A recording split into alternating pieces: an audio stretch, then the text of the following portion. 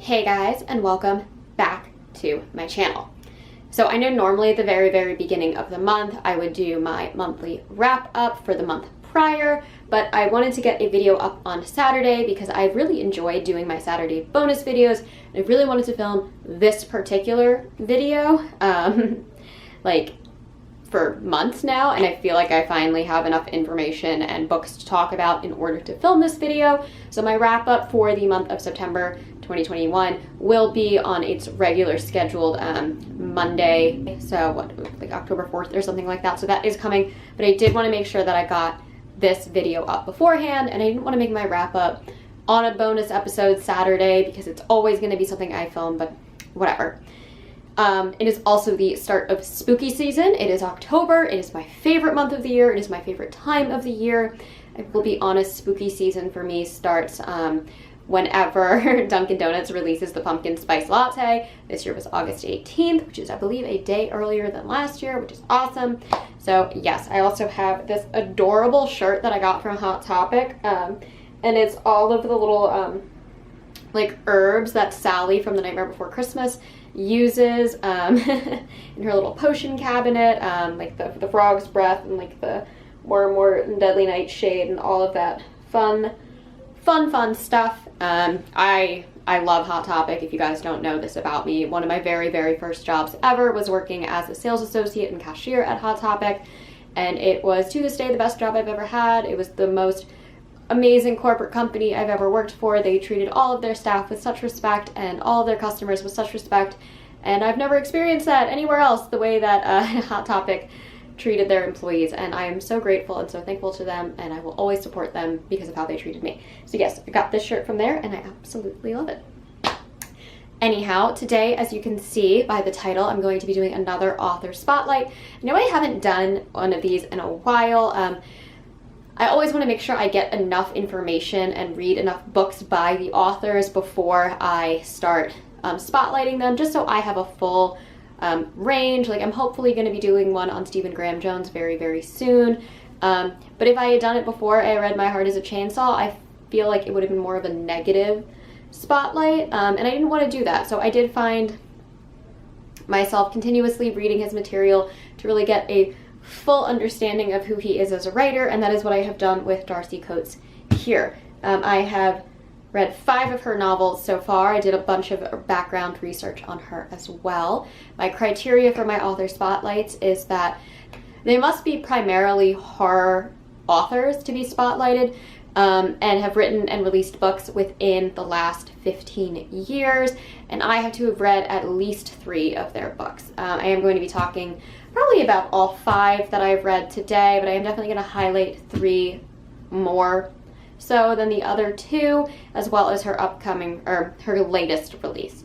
So yeah, let's chat about Darcy Coates, because I feel like Darcy Coates is one of those authors that just kind of popped out of nowhere recently, and when you would walk into like a Barnes & Noble, you would just see like dozens of her books and be like, who is this? Because her section in like the Barnes & Noble horror section is the second biggest section next to Stephen King.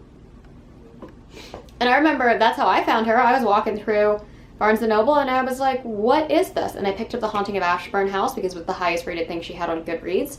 And I was like, oh my god, how do I not know who she is? How have I never heard of her before? But I have answered the mystery.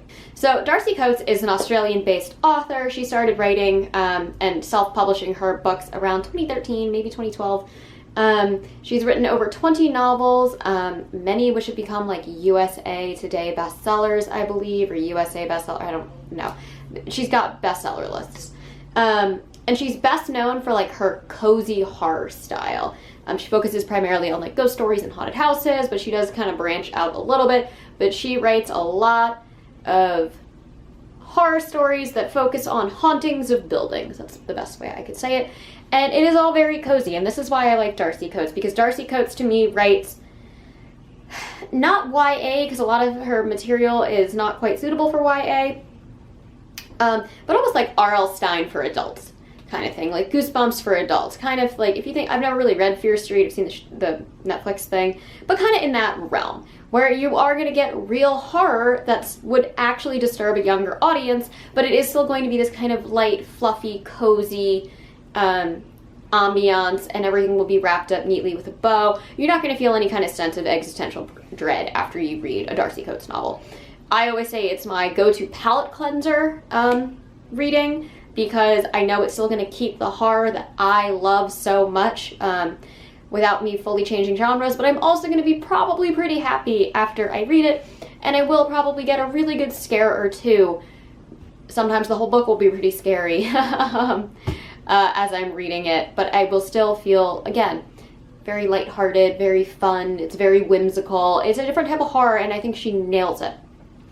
So let's talk about why most of us have not heard of Darcy Coates prior to like 2019, 2020. And that's because unless you are very invested in self-published ebook authors, you wouldn't have been exposed to her. So Darcy Coates began, again, around like 2012, 2013. I'm not 100% sure what the actual date is, self-publishing her work. She started with an e-novella called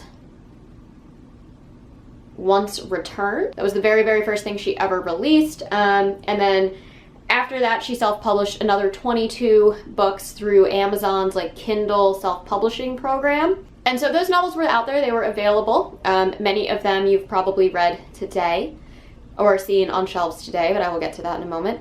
But in about 2015, she self-published The Haunting of Lee Harker. I don't know if that's how you say it, and I haven't read it yet. And that book took off. It did very, very, very well. And after that book came out, she continued to publish novels on an e-format, and she would get more and more readership every single time. Enough so that there was such a demand for her ebooks that an employee at Barnes & Noble here in America reached out to her and was like, we need physical copies of your books because people keep asking us for them. Like, there's a demand here. So she had originally been doing like print on demand self-publishing for like paperback copies of her novels, and she sent some of those to this Barnes & Noble, as the story goes, and it was a huge, huge, huge success. So then in 2019, after this success, a company called Poison Pen Press reached out to her and acquired the rights to publish in print 25 of her novels, which is why we have seen so many of her novels just blowing up and showing up everywhere recently. And in 2020, I believe they had 15 of those novels published, again, which is why her section seems so large in Barnes & Noble, and she has pretty much become like a very well-known name in the horror community now. As she should, her books are great. But she really is the definition of a self-made author, and I love that she has written so many books in such a short amount of time and just never gave up and kept pushing through, and her work deserves the praise that it's getting now. So it might have taken a little bit of time for her to get where she is, but I'm very, very excited that this has happened for her. And so like I said, over the course of her career, she has written over 20 books, over 20 full novels, and she does have the beginnings of 3 series. So she's got the Black Winter series, which is best known for the book Voices in the Snow, which I have not read yet. The House of Shadows series, which is another series I haven't read yet. And she just began her Gravekeeper series with The Whispering Dead, which was her first release of 2021. She does have 2 books that came out in 2021, The Whispering Dead and The Haunting of Lee Harker. So I have read, like I said, 5 of her books, and I want to go through all of them and then just really spotlight 3 of them because I think they are very, very good introductions to Darcy Coates' work. And I want to start with the first book I ever read from her, which is The Haunting of Ashburn House. This is a very, very easy read. It feels very YA at the beginning. She always tends to focus on kind of this like down on her luck female lead who gets presented this kind of intricate once in a lifetime opportunity that they're unsure about, and they take it sometimes out of like desperation, and then crazy things happen. And it's a formula she uses many, many, many, many, many times, but the way she does it, she is able to change it up each time, that every time I read it, I feel like I am reading something brand new, and I absolutely adore it. Let me read the back of it for you guys real quick. So it says, "There's something wrong with Ashburn House. Everyone knows about Ashburn House. They whisper that its old owner went mad and restless ghosts still walk the halls. But when Adrienne, desperate and in need of a place to stay, inherits the crumbling old mansion, she only sees it as a lifeline. until darkness falls. Strange messages are etched into the walls, furniture moves when she leaves the room, and a grave hidden in the depths of the forest hints at a terrible, unforgivable secret. Something twisted lives in her house, its hungry eyes ever watchful. Chasing the threads of a decades-old mystery, it isn't long before she realizes she's become prey to something deeply unnatural and intensely resentful. She has no idea how to escape. She has no idea how to survive. Only one thing is certain. Ashburn's dead are not at rest.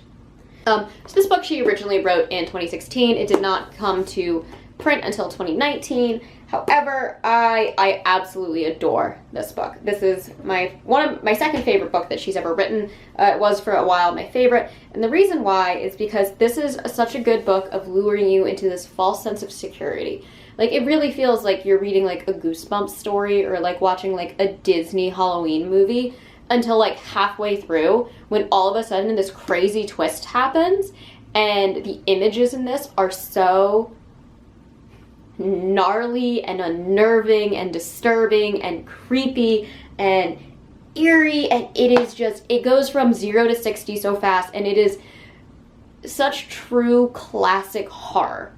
There is such a scary climax to this novel, and it makes the cozy aspect so well balanced out with the horror aspect, and I was so impressed reading this. I felt genuinely unnerved reading some of the imagery and descriptions of what was going on, and I had felt, again, so lulled into this being like a cute, cozy ghost story that when the horror actually showed itself, I was like, what the hell? And this really, really impressed me, and after that I was like, I need to read more from her. I love her tone, I love her voice, I love a lot of her characters. And I just find this book to be such a great starter book for Darcy Coates. It absolutely floored me. I was so impressed, and I highly recommend The Haunting of Ashburn House. It is like everything I want. It is cute, it is cozy, it is scary. All wrapped in this nice haunted house, like traditional haunted house, small isolated town, everything you want from a spooky ghost story. This book has it, and it does it so, so well. So I cannot recommend The Haunting of Ashburn House enough. So after that, I picked up Craven Manor.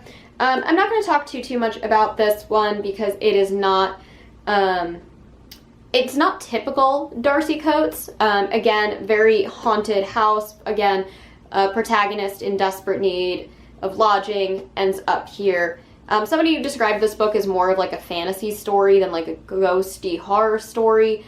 I think I disagree with that. I do think this is a ghosty horror story, and it's a really fun one, but it doesn't bank on horror the way that a lot of her other stories do. I'll read the back for y'all real quick.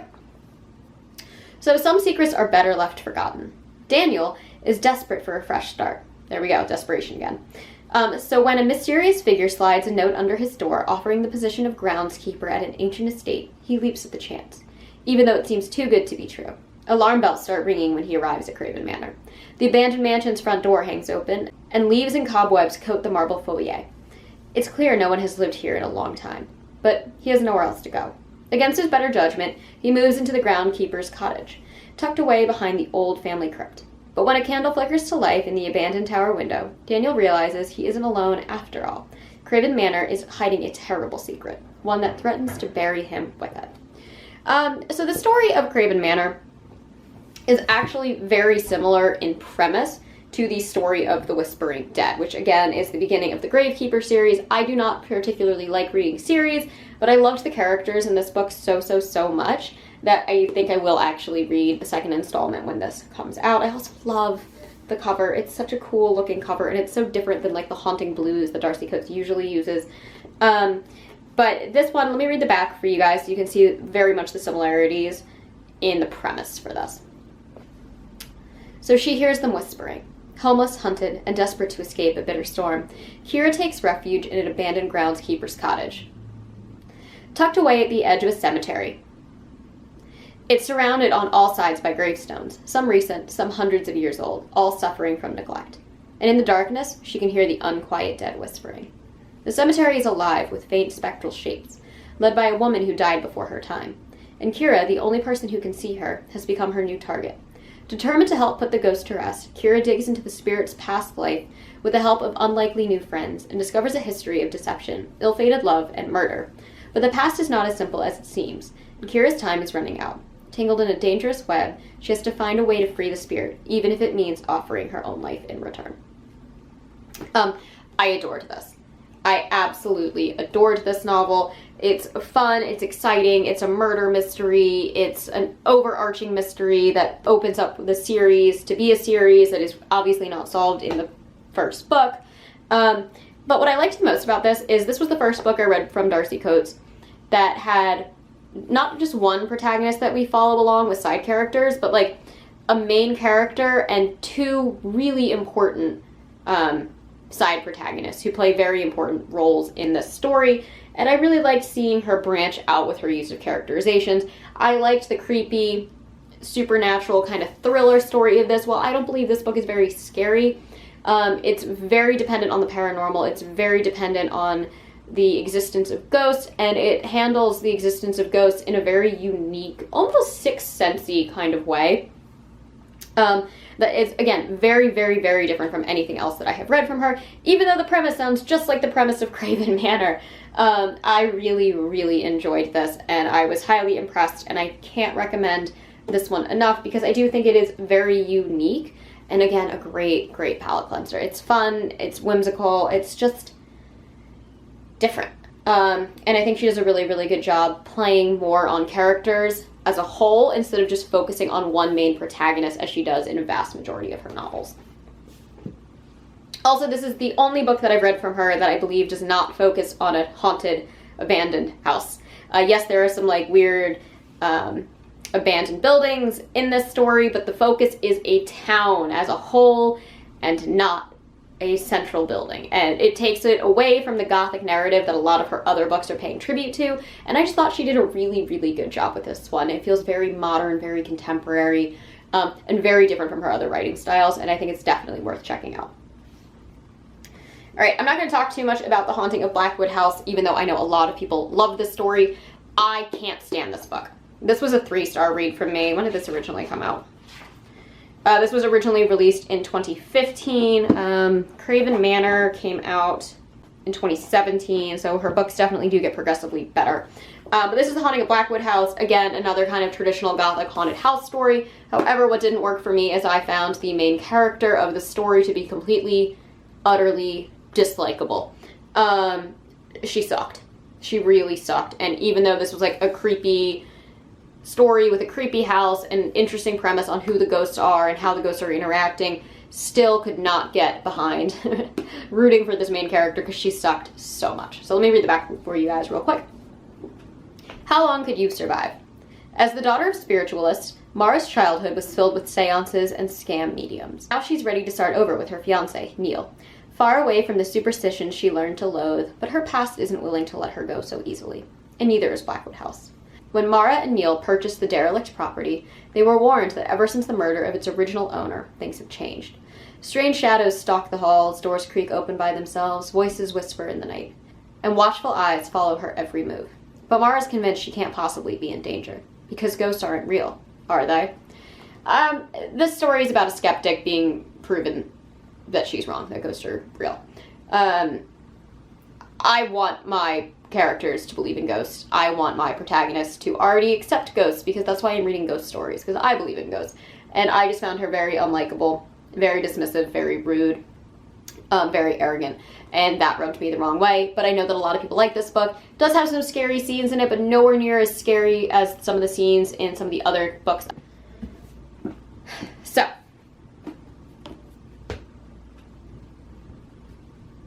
The Carol Haunt. This is my all-time favorite book by Darcy Coates.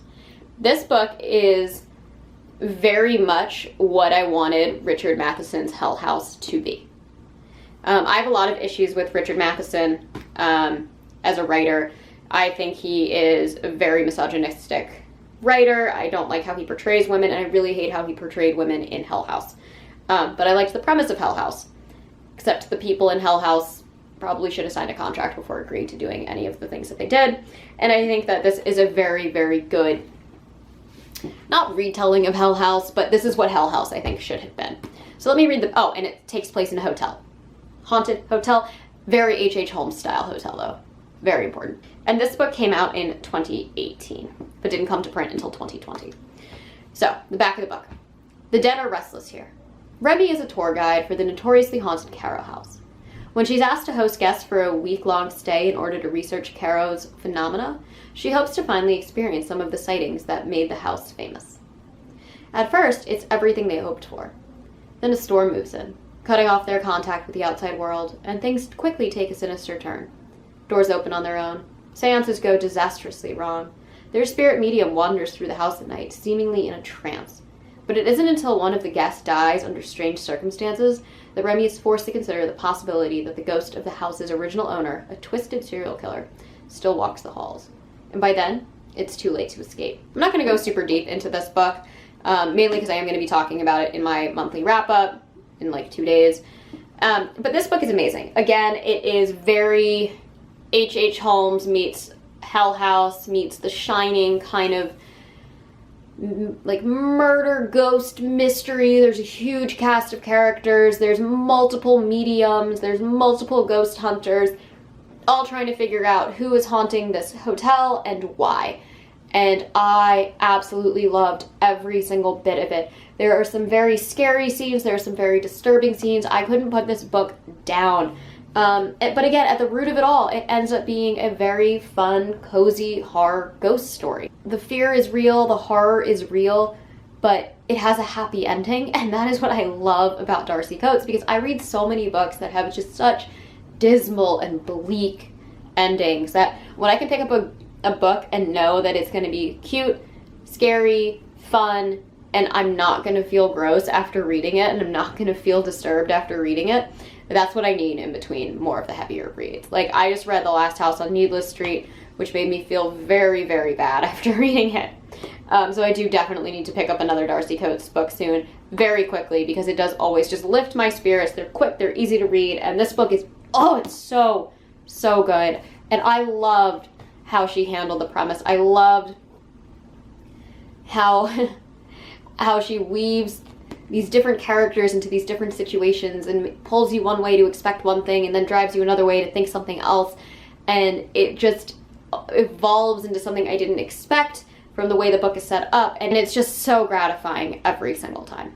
Alright, so the last book I want to talk about is her newest book, which is The Haunting of Lee Harker. I did talk about this recently in my book haul, but I will read the back of it for you. So it says, sometimes the dead reach back. Lee Harker's quiet suburban home was her sanctuary for more than a decade, until things abruptly changed. Curtains open by themselves, radios turn off and on, and a dark figure looms in the shadows of her bedroom door at night, watching her, waiting for her to finally let down her guard enough to fall asleep. Pushed to her limits, but unwilling to abandon her home, Lee struggles to find answers, but each step forces her towards something more terrifying than she ever imagined. A poisonous shadow seeps from the locked door beneath the stairs.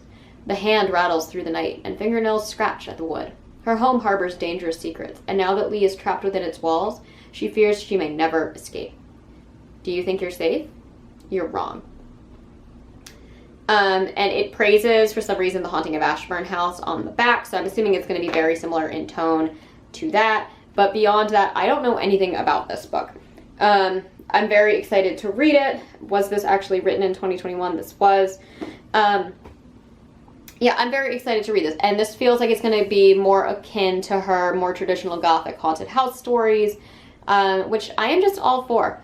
I can't, like, she's just such a fun author for me to read, and I just enjoy everything. And I think anybody who's getting into horror or maybe is transitioning from like young adult into more adult horror stories, this is a great place to start. And anytime you need a palate cleanser, I just think Darcy Coates is absolutely phenomenal for that. I love her style, I love her writing, I love how fun her stories are, how scary her stories can get, and how I know that I'm always going to be in a lighthearted mood after finishing them. That's very important to me because I love being able to know what type of mood a book is going to put me in when I read it.